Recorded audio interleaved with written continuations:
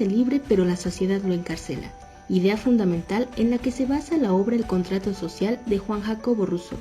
El contrato social constituye uno de los tratados ideológicos fundamentales de la Revolución Francesa y de sus principios políticos y humanos, movimiento de trascendencia histórica en la conformación de los modernos estados, de los derechos políticos y aún de los derechos humanos. Por ello, el Partido de la Revolución Democrática considera que conocer y analizar esta obra permitirá a la ciudadanía ampliar su conocimiento sobre la democracia y fortalecer su juicio político para el mejor desarrollo de sus competencias políticas. Así que, sin más preámbulos, el PRD presenta Diálogos Políticos y Café, emisión especial sobre cultura política del programa TV Web Revolución Democrática 2.0 con Manuel Cifuentes y sus invitados Cristal González y Manuel Loaiza, quienes comentarán El contrato social de Juan Jacobo Rousseau, libro que forma parte de la colección de clásicos universales de formación política ciudadana editada por el PRD. Buenas tardes a todos nuestros cibernautas. Nuevamente bienvenidos a Revolución Democrática 2.0, un programa creado por todos ustedes, para todos ustedes, por parte del Partido de la Revolución Democrática. En esta ocasión, en este día, en Diálogos Políticos y Café. Y a propósito, ¿verdad? Yo quisiera mencionar que quienes naveguen por el río de la cultura política, pues definitivamente hay una estación donde definitivamente hay que hacer un alto y pararse, porque es un libro clásico. Porque quien navegue por el río de la cultura y no se detenga a estudiar, a leer a Juan Jacobo Rousseau, pues es como si no lo hubiera hecho, ¿verdad? Y yo creo que en esta ocasión es un momento propicio precisamente para dialogar con ustedes sobre Juan Jacobo Rousseau y específicamente sobre su obra del contrato social. El día de hoy nos acompaña la doctora Diana Cristal González Obregón y el doctorando Manuel Loaiza Núñez. ¿Y qué les parece? ¿Qué les parece si simplemente, para quienes nos ven y nos escuchan a través de las redes sociales, diríamos simplemente, ¿verdad?, Ana Cristal y Manuel? ¿Les parece bien? Desde luego. Sí. Bueno, pues yo diría que manos a la obra. Adelante. Yo les preguntaría, para empezar este programa, desde su personal punto de vista, ¿cuáles son los principios fundamentales de la filosofía política de Rousseau y cuál es el legado a la humanidad? Porque es una pluma universal. ¿Qué piensan ustedes cuando escuchan el nombre de Juan Jacobo Rousseau y específicamente de esta obra cumbre de la filosofía política, porque tiene otras más, ¿verdad?, como es el Emilio, del contrato social? Empezamos contigo. Con mucho gusto y agradeciendo como siempre al PRD, a toda la sociedad, a mis compañeros, a un magnífico conductor y eminencia, porque tienes, no solamente eres un gran ser humano, doctor, sino que además tienes muchísimo conocimiento también de estos clásicos que son importantes. Yo comparto contigo que la lectura en México es indispensable para conocer la historia, y la historia que en México también tiene raíces a partir de estos clásicos para México. Y como decíamos, quien no lee, pues no puedes conocer la realidad que vive, no puedes contestar a estos grandes retos de la humanidad, ni tampoco hacer propuestas de manera innovadora. A mí fue una delicia, la verdad es que agradezco muchísimo el que me permitan estar con este panel tan importante de compañeros. Y hablando de equidad de género, que también estoy como mujer, ¿no? Aquí también con las radioescuchas, mujeres. Es un clásico para mí como mujer, como ciudadana, como mexicana y también como abogada. Pues este es un clásico. El contrato social, particularmente de Jean-Jacques Rousseau, ha sido clave para todos los abogados. Para mí, cuando tú me dices Rousseau, pienso muchas cosas, pero principalmente igualdad. Todos nacemos libres e iguales por naturaleza. Pues fue principalmente el incitador de la Revolución Francesa. El que escribe, el que crea estos derechos para mí, de toda esta igualdad, de todos los derechos inherentes de los seres humanos, que le da este empuje para un cambio mundial que trascendió para poder crear leyes que también México retoma, por ejemplo ahora en el sistema de justicia penal, y también él habla de esta unidad política y también esta comparación que hace de muchas maneras con la familia y cómo esta sociedad política nace con la familia y qué razón tiene cuando hablamos de la familia como esta unidad social, económica, cultural, en educación más importante para crear valores.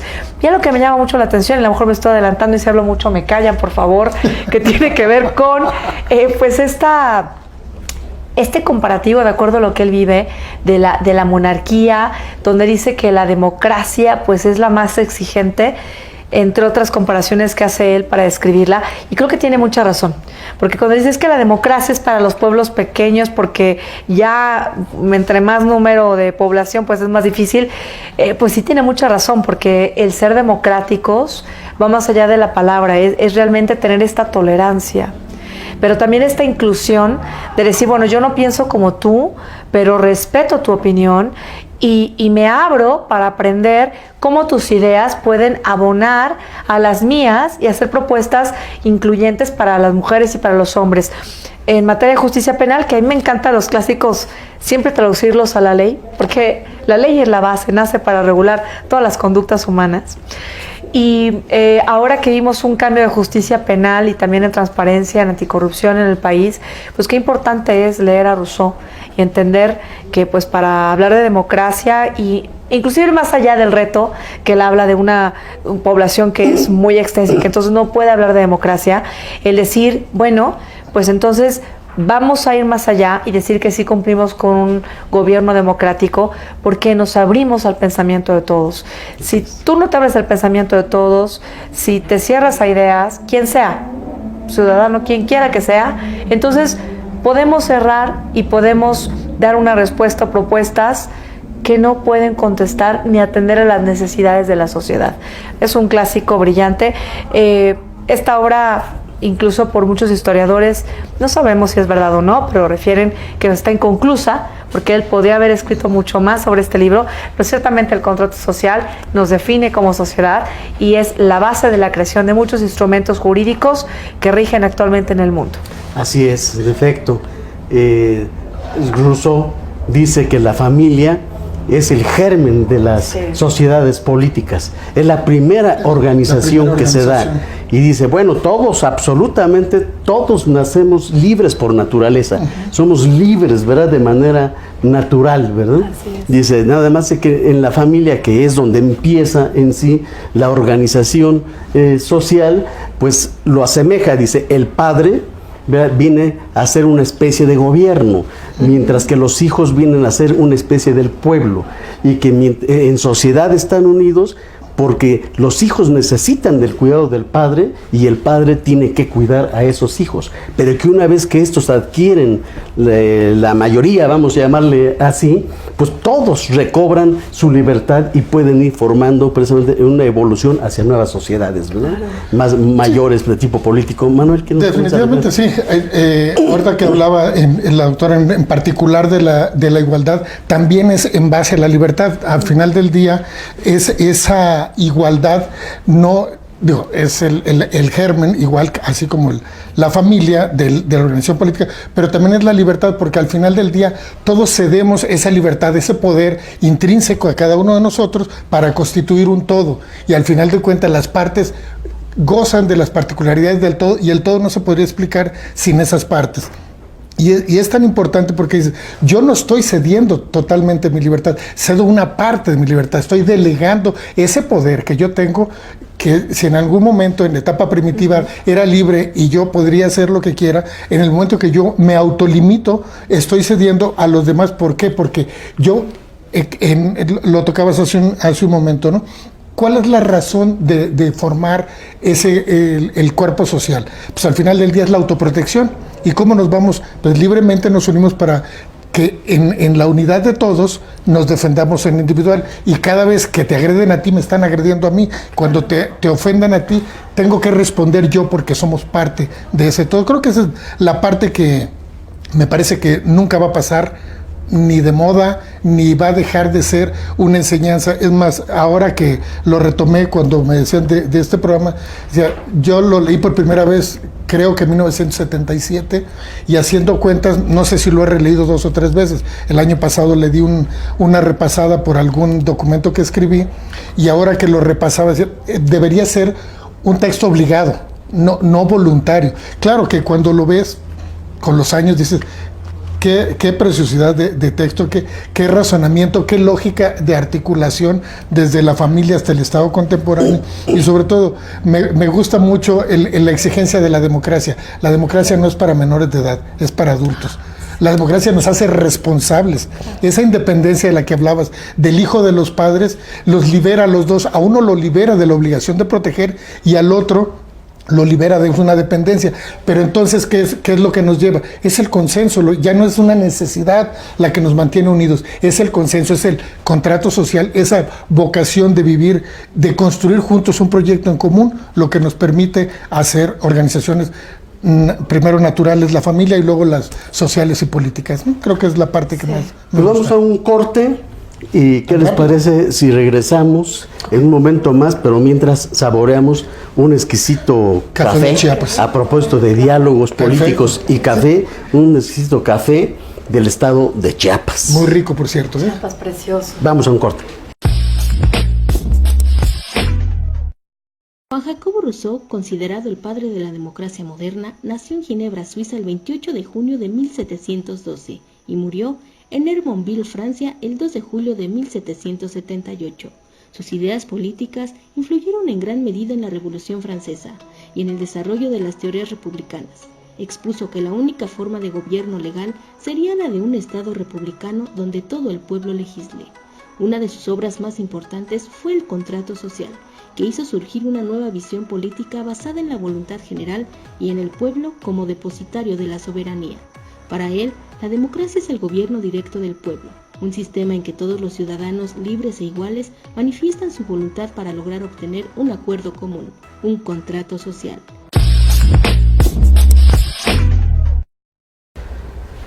Regresamos con ustedes, amigos cibernautas. Escríbanos aquí a Revolución Democrática 2.0, a Diálogos Políticos y Café. Díganos cuáles son sus comentarios, qué sugerencias tienen. Yo preguntaría lo siguiente y haría la siguiente reflexión. De acuerdo con Rousseau, tal y como lo hemos comentado, ¿verdad?, dice de que nacemos totalmente libres, y esta es la libertad absoluta, la natural. Y como bien decía Manuel, pues definitivamente tenemos que ceder todos algo de esa libertad, ¿verdad?, para poder conformar una sociedad. Y el fin fundamental es, dentro del marco de esa sociedad, hasta hoy en día lo que vendría a ser un Estado, o los países, en términos coloquiales. Y eso se materializa, nos dice Rousseau, a través de un pacto que hagamos entre todos, ¿verdad? Es el figurativo contrato social. Todos hacemos un acuerdo y decimos, vamos a ceder parte de nuestra libertad que tenemos con un fin fundamental de conformar una organización. ¿Pero para qué?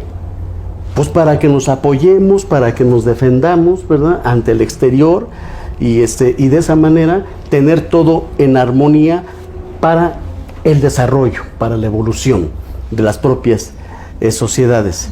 Yo les preguntaría, así de bote pronto, ¿verdad?, pero qué curioso, trayéndolo hoy en día y tropicalizándolo hacia nuestro país, yo preguntaría si el principal obligado, o uno de los principales obligados, ¿verdad?, en el Estado mexicano, debería de ser cuidar, cultivar, proteger, precisamente resguardar ese pacto de la sociedad mexicana que se ha transformado finalmente en el Estado mexicano, y que su obligación del Estado, su primera obligación es la seguridad de todos sus miembros, yo preguntaría, ¿no estaría rompiendo ese contrato social que conformamos todos los mexicanos en su momento y que se ha venido refrendando a través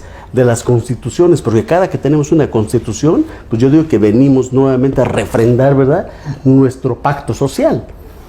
No se estará, consciente o inconscientemente, no lo sé, pero se estará violentando ese contrato social, ese pacto social, esa voluntad general de todos desde el momento en que se divide a la propia sociedad entre fifís y chairos. Les dejo la pregunta. Yo creo que ahorita que decías estas valiosísimas palabras, yo me acordé de lo que el propio Rousseau refirió, y creo que a todos nos llama la atención, ¿no? El hombre nace libre, pero sin embargo está encadenado, o se siente encadenado. Y ahí me vino a la mente dos palabras: la moral y la ética. Y también lo que decía el doctor Manuel, cómo decía, si algo te ofenden a ti, nos ofenden a todos. Y creo que esas son las cadenas de inconsciencia que tenemos y que asumimos. Yo lo quisiera decir culturalmente, porque incluso ahorita en una conferencia que compartí con personas de Cuba, me decían, pues es que la cultura no se debe ver como por cultura incumplimos. Pues sí, ciertamente la cultura debe ser un concepto positivo, ¿no? Pero tiene razón. La ética, esta parte interna de decir, yo voy a asumir un contrato, como ustedes bien decían, doctor, ahorita de la familia, el papá, la mamá, donde ya incluso no es correcto decirle al hijo, te voy a imponer y vas a hacer lo que quieras, ¿no? Sino decir, a ver, hay consecuencias. Yo hasta se los digo como mamá, y ustedes papás seguramente también. Ya no es esta parte del castigo, decir, a ver, tú asume que vas a cumplir este contrato social, porque hay consecuencias.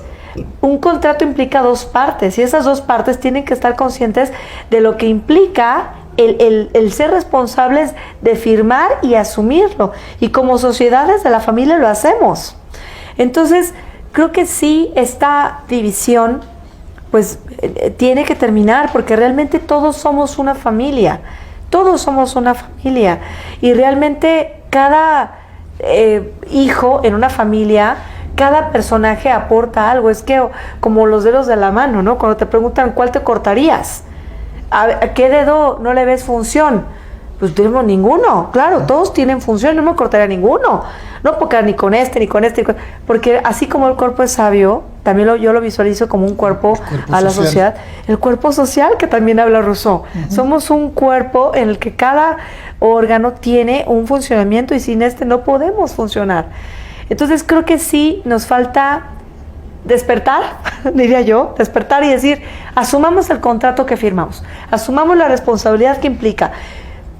Como abogados y como sociedad civil, yo siempre tengo esta pues no sé, frase: cuando alguien no te quiere firmar un contrato es porque algo trae. Siempre lo he dicho. Tú pídele a cualquier persona que brinde un servicio, oye, vamos a llevar un contrato. Si tú no tienes nada que deber, lo firmas, pero antes lo lees, haces observaciones, y la gente que no los cumple, que yo conozco a varios, que los tengo como coyotes e imputados en audiencias, ¿no? Se hacen de la vista gorda. Entonces, cuando te ofendes, porque somos legales, cuando asumes esta responsabilidad de decir, a ver, yo firmé, sí, y me comprometí, y tú no estás cumpliendo, por supuesto que hay enojos, pero eso siempre nos debe llevar, como dice él también, una familia, a tratar de llegar a este acuerdo. Y una parte del acuerdo, yo seguramente les llamó también la atención, cuando él dice que hay libertad y hay igualdad, pero esta se puede perder si las leyes no lo reflejan. Es que al final del día la voluntad general no es un invento, es una construcción. De hecho, cuando habla de la opulencia y la miseria, que me recordó mucho Los sentimientos de la nación, sí, de José María Morelos, justamente es el mismo, es la justa medianía, y esa justa medianía se construye, no es per se, no, naturalmente todos tenemos diferencias. Y entonces, ¿qué es lo que nos une? Pues lo que nos es común. ¿Qué es lo que nos divide? Lo que no nos es común. Y eso, regresando al tema, lo que nos está dividiendo es lo que no nos es común. Entonces, lo que nos debería unir nos está dividiendo al día de hoy. Esa es la parte delicada de este tema, ¿no? Claro, claro. Yo, incluso ahorita en la conferencia que estaba, que yo hablé del tema que tiene que ver con la protección de los derechos de las comunidades indígenas, que también son incluidos en este contrato. Y me encantó que una persona que representa a las comunidades indígenas de la Ciudad de México dijo, oye, fíjate que están sacando una ley, voy a referir exactamente, la ley de pueblos indígenas para la Ciudad de México, y decía, nosotros tenemos en la propia Constitución, en el artículo 2, este derecho a autodeterminarnos, este derecho que ustedes asumieron y firmaron porque está en la Constitución, está en la ley, y sin embargo ahora nos quieren regular este derecho a la consulta. Me acordé de Rousseau, porque él dice, el hombre, la mujer, nacen libres y somos iguales. Pero a veces en la creación de las leyes nos restringimos. Aquí el propio representante de las comunidades indígenas dijo, no queremos su ley de consulta, no queremos que nos restrinjan, que nos limiten, tenemos derecho a autodeterminarnos. Dije, qué cierto es esto. En una familia también los hijos te dicen, oye, yo no acepto, no quiero. Entonces, pero si tú lo asumes, entonces hay consecuencias. Hay consecuencias. Somos iguales en derechos, pero también en obligaciones. Luego a los mexicanos se nos olvidan mucho las obligaciones. Es un tema que ya largamente hemos discutido aquí, el doctor Cifuentes y un servidor en otros programas. Sí. Muy bien. Claro. Pues vamos a un corte muy rápido y regresamos. ¿Sabías que la lectura de los clásicos universales de formación política ciudadana es un acto político de resistencia y de liberación? Que la lectura crítica fortalece nuestras capacidades políticas para conocer, analizar y debatir las ideas del autor de una obra.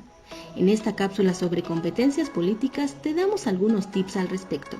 Por ejemplo, en la lectura del contrato social encontramos que Rousseau argumenta que el poder que debe regir a la sociedad es la voluntad general que mira por el bien común de todos los ciudadanos, y esa voluntad general es el pueblo. El pueblo, agrega Rousseau, es sujeto y objeto del poder soberano. Cada individuo es sujeto de la soberanía porque entrega todos sus derechos a la comunidad, pero al mismo tiempo es objeto porque al ser parte de un todo se los entrega a sí mismo. ¿Qué opinas al respecto? En México, el pueblo entrega su soberanía a sus representantes populares que elige a través de su voto, pero estos ya en el poder se rigen por la voluntad general del pueblo y miran por el bien común de todos los ciudadanos. Contesta las anteriores preguntas, ya sea en lo individual o en lo colectivo, y escríbenos tus respuestas en comentarios. ¿No has leído el contrato social de Juan Jacobo Rousseau? No te preocupes, visita nuestra librería Ágora del PRD y solicítalo, el cual te será obsequiado. Recuerda, nos encontramos en Benjamín Franklin, número 84, Colonia Escandón, Alcaldía Miguel Hidalgo, en la Ciudad de México. La librería se encuentra abierta de lunes a viernes de 11 a 17 horas. Amigos, pues lamentablemente de Ana Cristal le salió un asunto ahorita de emergencia, tuvo que retirarse, pero pues ya nos prometió que estará en otros programas con nosotros. En este segmento de Voz Ciudadana quiero comentarles que el día de hoy nos acompañan algunas personas de la sociedad civil. Quiero señalar de manera destacada que está aquí con nosotros una joven estudiante de, si mal no recuerdo, o me corriges, de la Facultad de Medicina de la Universidad Nacional Autónoma de México, que nos distingue aquí con su presencia, y otros compañeros y amigos de la sociedad civil que también están aquí presentes. Gracias, doctor Manuel Cifuentes. Agradecemos también la participación de Manuel Loaiza, y pues vamos a preguntarle a Diana González sobre este tema. Bueno, muchas gracias por la invitación y es un honor estar aquí con ustedes, y escuchar sobre todo su opinión, ya que sabemos que el libro del contrato social pues es uno de los fundamentos en la política primordiales. Entonces pues hace rato comentaban que Rousseau alguna vez dijo que el contrato social pues se nace con ellos, ¿no? Y también en este libro habla sobre que el hombre nace libre y de la igualdad entre los seres humanos que se debiese tener. Entonces pues me gustaría preguntarles ¿qué ustedes creen que hubiera pasado? O más bien si creen que otro autor hace referencia a esta libertad, a esta libertad de lo que habla Rousseau, y de la que pues son bases en un país como demócrata. ¿Qué hubiera pasado? O quizá que si hay algún otro autor que se refiera a lo mismo o que tenga mejor fundamentado este contrato social en el que nos encontramos. Gracias, Diana. Pasamos con los panelistas a la respuesta. Sí, difícilmente creo, hay muchos autores que han hablado sobre lo mismo, ¿no? En principio, pues, la política ha generado muchísima literatura. No obstante, con la claridad y con el momento que lo escribió Rousseau, creo que no hay ningún otro. Todos los posteriores a los 1700, a final de cuentas, abrevaron de él como él abrevó de los clásicos romanos y griegos.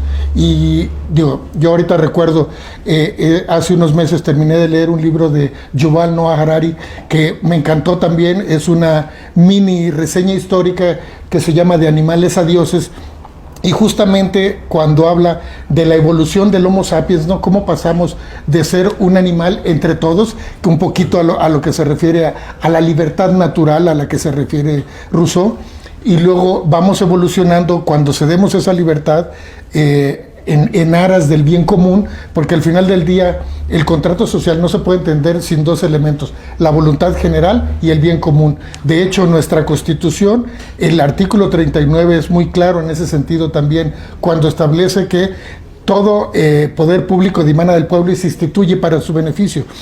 Luego, entonces, no puede haber ni presupuesto ni instituciones públicas que no sirvan para beneficio de la comunidad. En este tema, aquí donde empiezan las digresiones es a quién entendemos por el pueblo. Pues el pueblo somos todos, no son nada más ni los que están en el poder ni los que estamos excluidos del poder. El pueblo somos todos, y creo que de los diversos autores que han tocado el tema, en mi opinión, ninguno lo ha tocado con esa claridad y con esa nitidez que lo hizo Rousseau en su momento, ¿no? Gracias, Manuel. Y pues tenemos también aquí como invitado, y agradecemos también su participación, de Javier Espinosa. Y bueno, también va a realizar una pregunta. Sí, bueno, la verdad son dos preguntas. Ojalá pueda hacerlas, porque tengo varias inquietudes con este tema que estamos platicando. Una de ellas, que hace rato el doctor Cifuentes decía respecto a la actualidad en México, el propio jefe del Estado mexicano es el que menos está cumpliendo el contrato social. ¿Qué tenemos que hacer allí? Porque está vulnerando instituciones, vulnera a la República, y como jefe de Estado, en lugar de promover la cohesión social, la está disgregando. Esa es una parte. La otra parte, este libro, El Contrato Social, estuvo en la lista, en el índex que estipuló la Inquisición respecto a los dominios de las colonias españolas.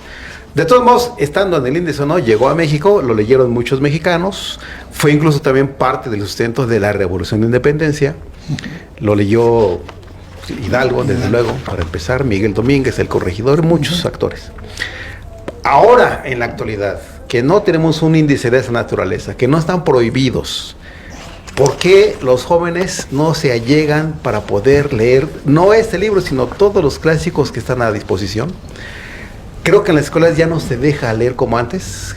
Esto, yo me acuerdo que lo leíamos cuando éramos jóvenes estudiantes, como una parte obligatoria, y creo que hoy ya no hay ese estímulo para que los jóvenes puedan leer. ¿Qué tenemos que hacer en ese sentido? Gracias. Gracias a ti, Javier, y pues pasamos con nuestros panelistas. Agradecemos la participación y que hayan acudido aquí nuestras voces ciudadanas. Pues Javier, yo comentaría lo siguiente.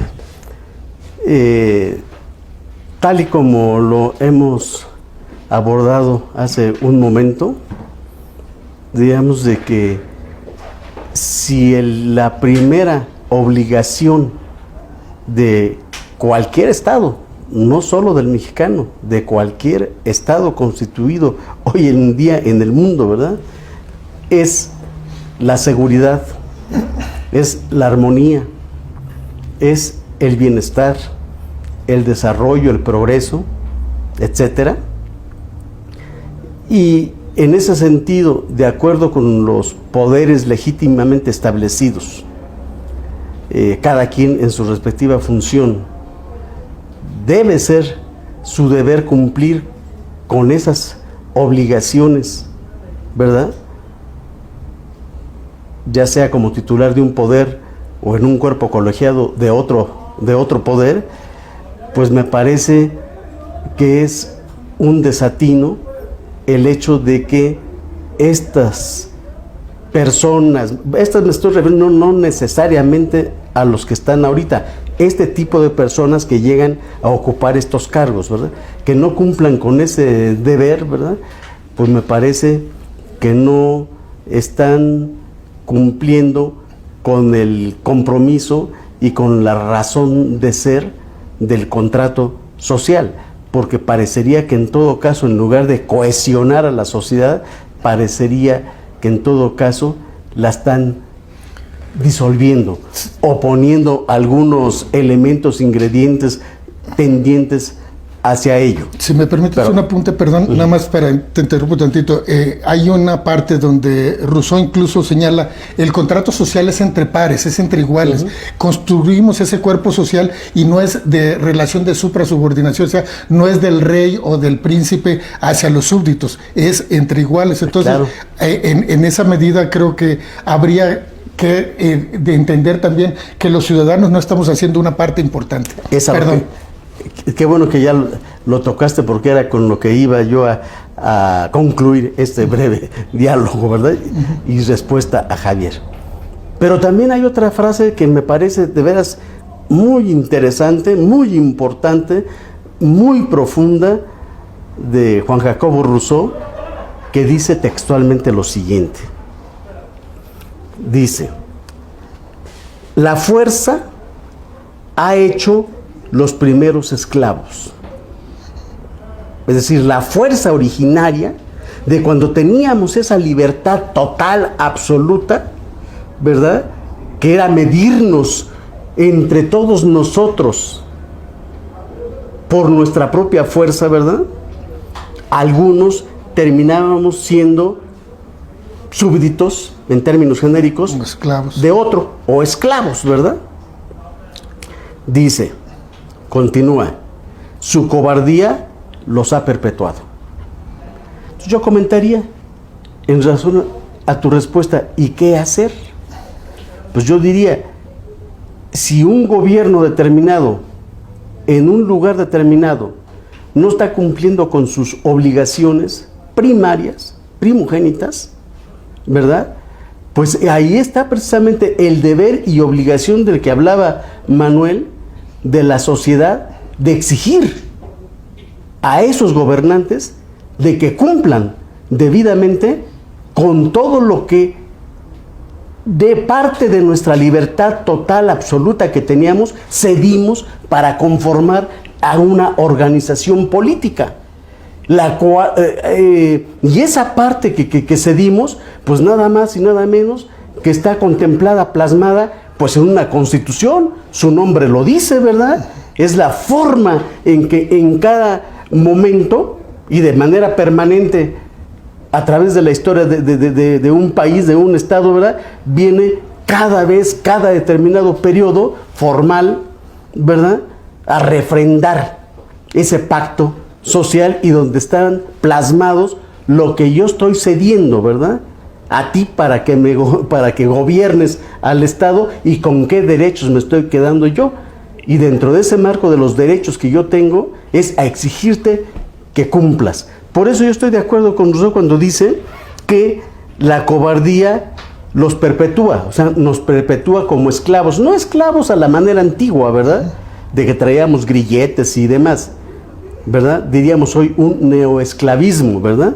Pero nuestra obligación sería exigir, y una manera, así de momento pienso, ¿verdad?, de que sería, pues si no estamos de acuerdo, es protestar, es salir a la calle y exigir que las autoridades, que son las primeras obligadas a cumplir con los fines del Estado y con las obligaciones de las instituciones públicas para las cuales fueron electos, cumplan y exigirlo con toda la fuerza que se requiera, ¿verdad? Y en acatamiento a la voluntad general, procurar el bien común, claro, no la separación de la sociedad. Así es. Y en cuanto a la lectura, yo diría, la lectura obligada ya no funciona, ¿no? Hoy en día creo que va por otro lado el tema. Yo hace un rato comentaba que debiera ser lectura obligada, pero lo decía en sentido figurado. Creo que el tema es que estamos perdiendo el hábito de la lectura, pero esa es responsabilidad de los padres con nuestros hijos. En mi caso, gracias a Dios, yo ya la libré, ahora mis hijos serán con mis nietos. Esa ya no es mi responsabilidad directa. Y remataría con lo siguiente, y si no salimos a protestar, pues estamos en el supuesto del que habla Juan Jacobo Rousseau, porque somos unos cobardes. ¿No? Y el hombre y aquí dice, como dice, el hombre que pierde su libertad, pierde su razón de ser. Claro, y fíjate, y luego terminaría con lo siguiente, con otra frase de Juan Jacobo, que dice lo siguiente: convengamos pues que fuerza no constituye derecho. El hecho de que yo sea el más fuerte no significa que yo tenga el derecho por la fuerza, ¿verdad? O sea, no es el derecho de la fuerza, es al revés, es la fuerza del derecho, ¿verdad? Pero después de este brevísimo paréntesis, continúo.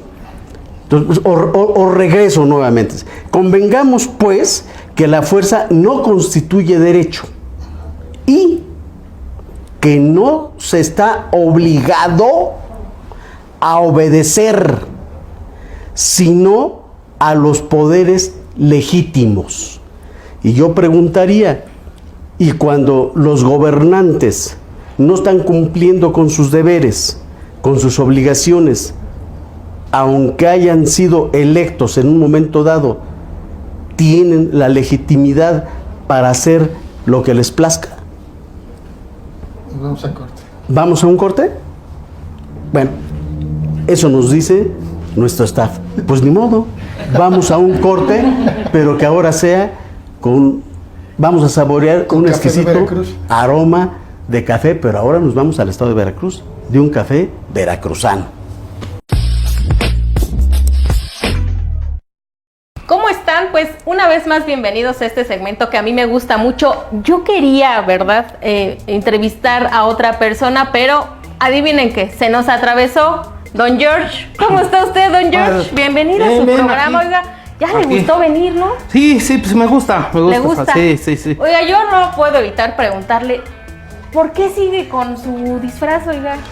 ¿Es para aprovechar lo que nos comentaba de lo caro? No, yo sigo festejando las fiestas pero patrias de mi país.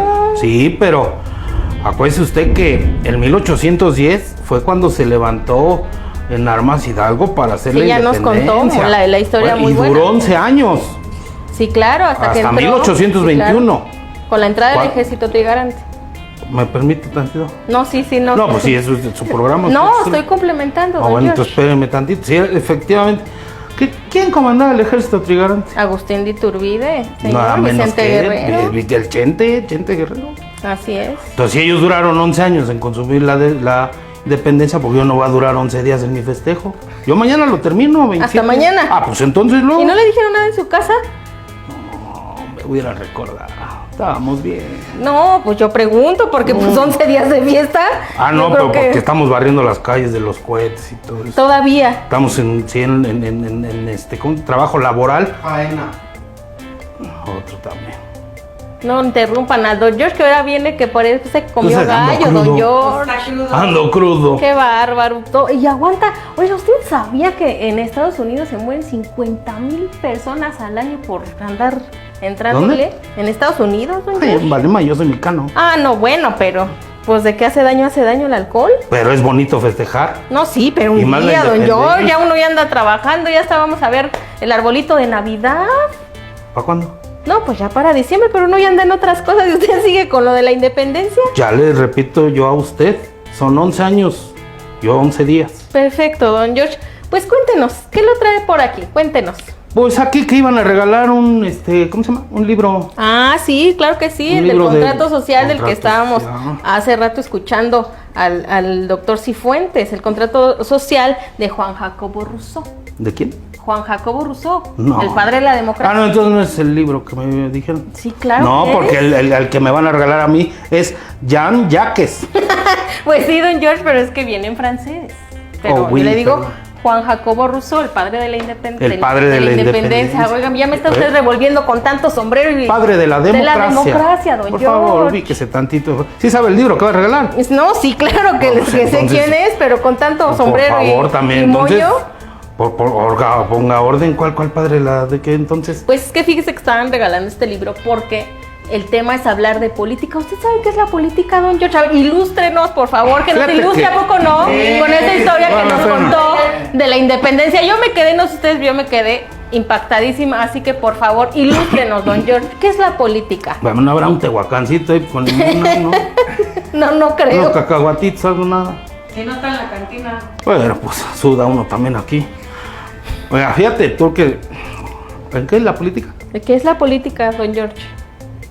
Fíjate qué es la política, fíjate qué buena pregunta. Fíjate que una vez le dijeron a Pepito así. Pepito le preguntó a su papá, oye papá, ¿qué es la política? Y el papá le dijo, ay Pepito, mira, te voy a decir,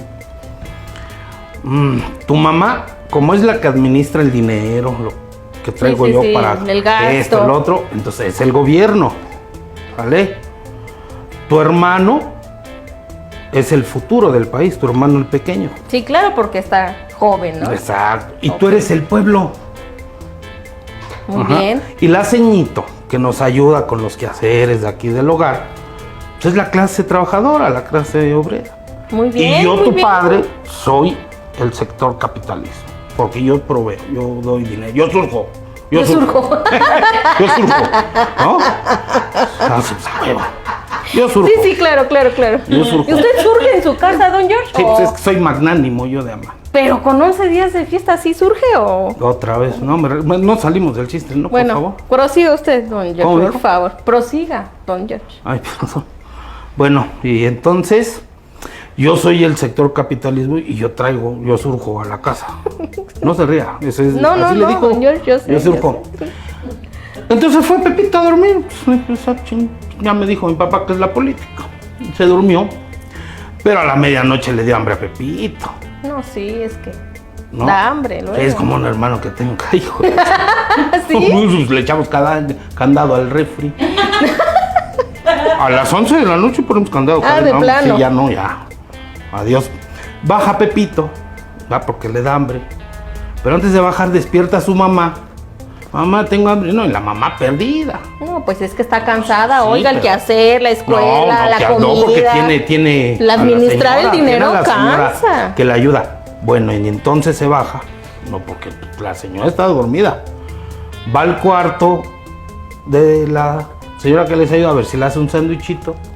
Y pues se encuentra a su papá con la sirvienta. Chaca.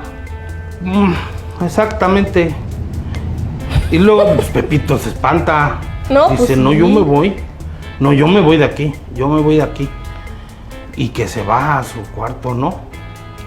Pero pasó a ver a su hermanito y estaba todo cagado. El El bebé. bebé. Ay. Todo pobrecito.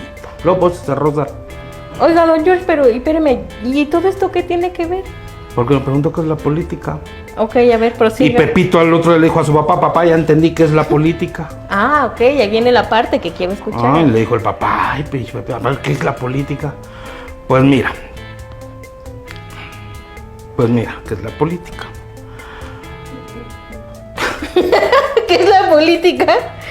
Su mamá era el pueblo, ¿no? No, ¿ya ves? No, ¿cómo era? Pepito era el pueblo. Pepito era el pueblo, la mamá era el gobierno. Bueno, Pues que mientras el gobierno duerme, Uy, sí. el futuro de este país está cagado. Y el capitalismo se está chingando a la clase obrera. Bueno, y Por eso me estaba riendo, pero no lo puedo decir todo porque somos un partido serio, hablamos No sé, de sí, libros por supuesto, por supuesto. de Jean-Jacques. Y así le explicó que era la política. Ay, entonces pues así es la política. Sí, don George, así. Para los que no entendíamos. Para los que no entendían lo que es la política, ahora ya lo saben, un gobierno dormido, un futuro cagado, un pueblo con hambre Ay, sí. y un capitalismo chingándose a la clase obrera. Qué poca. ¡Qué bárbaro! ¡No, hombre, qué bárbaro, don George! ¡Qué bárbaro! Ya me dio sentimiento. No, yo le digo que de verdad cada que escucho a don George No, es que no con es esas feo, explicaciones, es con feo. esa sabiduría, con esa cultura que usted se carga, don George. Pues un honor como siempre tenerlo Para mí en este también, amigo, programa, ¿sí? Oh, no, es que así me subiste re feo. Fíjate, primero me dices que es un pinche borracho, que no llego en 11 días a la casa. Ahorita ya cultura y la chinga. Hombre, se siente. Te lo van a fregar. Otra Le van a pegar en vez. su casa, don George, compórtese. Pero que sea bien festejado. No, bien festejado, eso ya no tenemos ninguna duda. Don George, un honor como siempre tenerlo en su programa. Ah, nada más ahí como que, fíjate que me iban a asaltar. Bueno, me asaltaron, me sacaron pistola. Ay, es que ya ve que ya está bien fea la situación, Ajá. don George. Pues usted no sabe cómo se echó a correr el ratero. Ah, ¿se defendió? Ah, no, pero no te defiendes a golpes ni con nada, No. con la pura boquita. ¿Qué le dijo? ¡Fuchi! ¡Guácala! Y que sale corriendo y dice, yo no me expongo. Vámonos, que con un fuchi guácala se acaba todo, corrupción y todo. Muy bien, don George. Bueno, pues ahí están los consejos, la sabiduría de este gran hombre, don George. Gracias por estar con nosotros en este segmento. Vamos a regresar con el doctor Manuel Cifuentes. Gracias por estar con nosotros. Muy agradecido. Así debería ser. Amigos, pues el tiempo no perdona. Y estamos entrando a la recta final, a las conclusiones. Pero yo quisiera comentar contigo, Manuel, y que a la vez sirva a manera de conclusión lo siguiente, llevarlo a otro terreno de los hechos que estamos viviendo hoy en día en nuestro país, concretamente Baja California. A mí me gustaría preguntarte, el hecho de que el candidato hoy electo, Bonilla, lo haya sido por 2 años originalmente y que hoy pretenda hacerlo por 5 años, no está violentando esa voluntad general del pueblo, porque la voluntad general política, en este caso, que se está traduciendo a través del voto en una voluntad político-jurídica, es de que todos nosotros como sociedad te elegimos por un periodo determinado, no por otro. Te elegimos única y exclusivamente por 2 años. Y que ahora tú, en comparsa con otro poder, que yo creo que con eso automáticamente también deja de perder su verdadera legitimidad, porque cuando a ellos los eligió el pueblo de Baja California, también los eligió, ¿verdad?, ciertamente por un periodo determinado, pero para que hagan las cosas de manera apropiada dentro del marco de las ambas constituciones, en este caso, de la local y la federal. Y en ese sentido me parecería que también se estarían violentando los principios constitucionales del Estado de California y a su vez el de la federal. Porque con esta reforma a toro pasado, ¿verdad?, pues me da la impresión que incluso, por eso digo que están violentando ambas constituciones, porque me daría la impresión de que se le está dando efectos retroactivos a esa reforma constitucional. Y si bien es cierto que la Constitución Federal dice que a ninguna ley se le dará efecto retroactivo en perjuicio de persona alguna, pues a contrario sensu, yo diría que aquí la están haciendo para favorecer a una persona y en perjuicio de toda la colectividad, de toda la sociedad, de ese pacto social y de ese contrato social.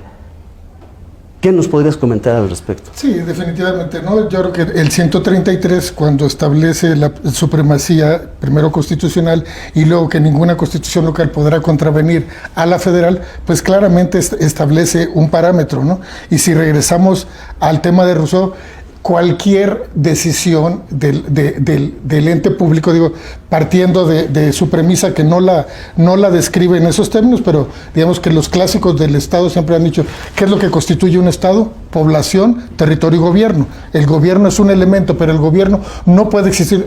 La sociedad puede existir sin gobernantes, pero los gobernantes o el gobierno no puede existir sin la sociedad, sin esa voluntad general. Y ese es un instrumento para cumplir esa voluntad general, pero siempre sin perder de vista el interés común, ¿no? El interés colectivo. En esta medida, cuando violentas la voluntad general, estás violentando el interés colectivo, estás violentando, estás rompiendo el pacto social, por un lado, y por otro lado, dejas abierta la puerta a otra serie de ilegalidades. Sientas un precedente, efectivamente, ni como poder, además, que en términos del 127 también tenemos la protesta del encargo, ¿no? O sea, el encargo se asume a partir de una protesta, y cuando protestas a hacer cumplir la Constitución y las leyes que de ella emanan. Luego entonces, tanto el Poder Legislativo como los ayuntamientos, en estricto sentido, si fuésemos muy rigoristas, estaba el tema puesto para una desaparición de poderes en Baja California, ¿no? Clarísimamente no cumplió con su deber el Poder Legislativo, no cumplieron los ayuntamientos que sancionaron esa reforma constitucional, y en algún momento no la estaba cumpliendo tampoco el Ejecutivo. Claro, el Ejecutivo tiene una dispensa al momento de hoy, ¿no? En tanto no haya la remisión del decreto para su promulgación y publicación, dice, pues yo no estaba obligado. No obstante, ya supimos que la semana pasada interpuso una controversia constitucional. No entiendo que más bien es una medida de presión, porque no hay que controvertir en tanto que no hay una afectación, entre comillas, al interés general. El tema es que si se publica una vez que haya tomado posesión, la pregunta es, ¿puede tener efecto retroactivo en beneficio, como lo señalabas? Evidentemente que no. Más aún cuando la ley, la Constitución Federal también establece que cualquier reforma en materia política, y esta, nos guste o no, tiene un componente político, se tiene que hacer por lo menos un año antes de que inicie el proceso electivo, y el proceso electivo inició desde 2017, ¿no? Entonces, creo que hay claramente un rompimiento al pacto federal y al pacto local, y es una violación a la voluntad general, ¿no? Sin duda. Podríamos decir luego entonces que tanto el candidato electo, ¿verdad?, como el Poder Legislativo, los ayuntamientos, diríamos gran parte del gobierno, de acuerdo con los tres elementos que mencionaste que conforman al Estado, son violadores de la Constitución federal, son violadores de la Constitución local, son violadores del pacto social y por lo tanto violadores de la voluntad general. Con una excepción, yo no estoy seguro si el candidato electo sea imputable en este momento, toda vez que no ha rendido protesta, no ha tomado posesión. Luego entonces, independientemente de si vivimos en un mundo de simulación, si fue la voluntad del Congreso, fue una iniciativa, digamos, por interpósita persona, independientemente de las causas, creo, en principio, no alcanzo yo a percibir elementos para imputarle esa responsabilidad al candidato electo. En un momento dado se le pudiera imputar al en funciones, no obstante, creo que se lavó un poquito la cara en el momento en que interpuso esa controversia, ¿no? Entonces, pero sin duda el Congreso y los ayuntamientos, en mi opinión, no queda, digo, obviamente es una opinión, no es palabra de Dios, no es la verdad absoluta. No obstante, con los elementos que se han ventilado, creo que sin duda que sí hay una violación severa que todos los ciudadanos estamos obligados a condenar, ¿no? Y yo diría que política, y yo me atrevería a decir que también jurídicamente, e incluso éticamente, yo creo que sí lo es también el candidato electo. Por lo siguiente, pues vamos a la realidad, ¿Acaso el Congreso lo hizo por sí mismo? Pues sabemos que el actor principal es él. Y si no, yo me preguntaría si aceptara totalmente lo que dices, de que él quizás no lo pudiera hacer. Yo diría, bueno, a lo mejor no lo soy, pero que no estoy obligado política y moralmente a decir no lo soy, y por lo tanto yo mismo exijo que se anule. Estoy de acuerdo, ahí sería el tema, y estoy hablando en términos de moral pública, no de moralina privada, sino de moral pública, de ética pública, de ética de gobierno en tanto elemento de este contrato social, ¿no? En ese sentido creo que no habría disculpa, y tienes toda la razón, ¿no?